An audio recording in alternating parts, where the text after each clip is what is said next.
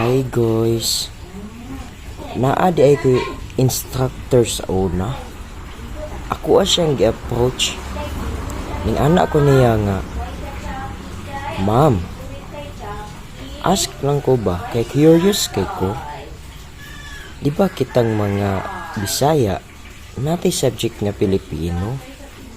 Kay akon makakatunta og Tinagalog.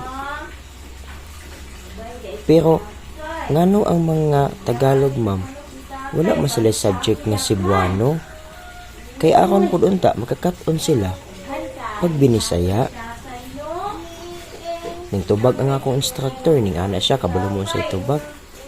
Ning ana siya nga. Nazunrox oh. Okay. Moto giulian ra pud nako. Share lang ko.